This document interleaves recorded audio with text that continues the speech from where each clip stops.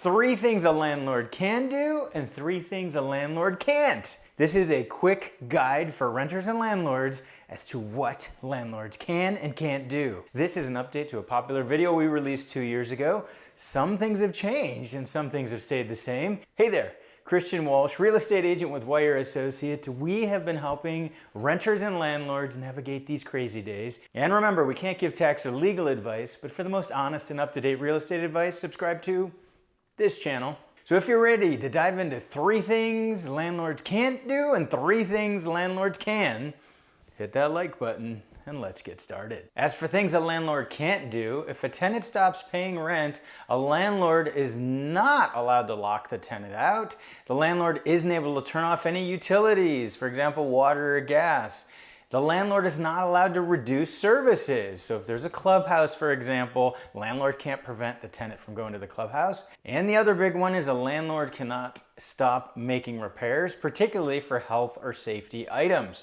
All those things must continue if a tenant stops paying rent. The landlord's going to have to move through proper legal channels in order to get the tenant out. In most cases, a landlord can't terminate a tenancy or evict a tenant simply because they want to sell. There are protections that are in place at the statewide level. Some counties have protection and some cities have protection. It's important to know that certain unit types, so duplexes and bigger, are protected. And it also depends on whether tenants have received the appropriate paperwork, namely an AB 1482 exemption form. If you're not sure what that is, make sure you check out this video here. So if a landlord wants to sell, they're going to have to follow the proper just cause reason to terminate a tenancy. And selling the property is not a proper just cause reason under certain state, city, or county protections. So make sure as a landlord and renter, you understand when a tenancy can be terminated. A landlord can't just make up notices and forms. For example, landlord cannot just make up a notice to terminate tenancy and serve that via email and expect a tenant to move out. That's an actual thing that just happened recently to a tenant who reached out to us. Landlord just put some language into an email and assumed that was valid. There are specific state mandated language that must go on notices, particularly a notice to terminate tenancy, and there are certain state mandated ways that that notice must be delivered. A landlord has to follow those rules. A landlord can evict now for non-payment of rent. During COVID, there were many months where a landlord couldn't evict for non-payment of rent, but now throughout the state of California, landlords can evict if a tenant isn't paying rent. Now bear in mind that certain periods of back rent the landlord cannot evict for during certain times in COVID. That's why it's up to a landlord to talk with an eviction attorney before moving forward with an eviction due to non-payment of rent. A landlord can enter a rental property and they can bring contractors, they can bring agents, prospective buyers, as long as proper legal notice is given to the tenant and as long as it isn't a form of harassment.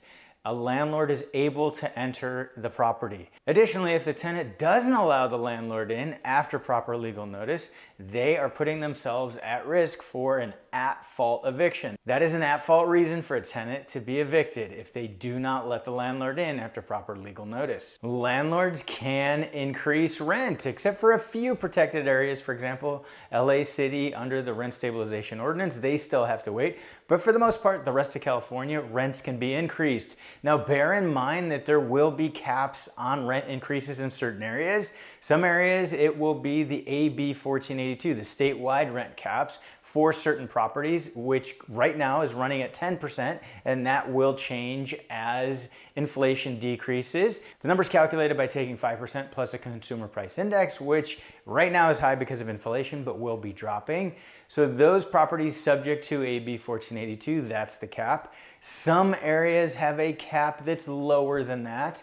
So whatever the local municipality says for rent increases, make sure a landlord is following that. If a property is exempt from AB 1482 and the appropriate language has been given to the tenant, a landlord can increase it as much as he or she would like. Bear in mind that 10% or less of an increase within a year will be a 30-day notice.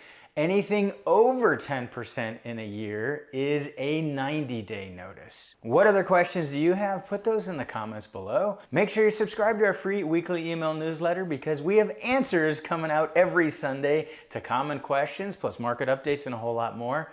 And if you like this video, you better not miss this next one. Thanks for tuning in. This has been Christian Walsh, Forever Agent with Wire Associates and Berkshire Hathaway Home Services, and we want to hear from you.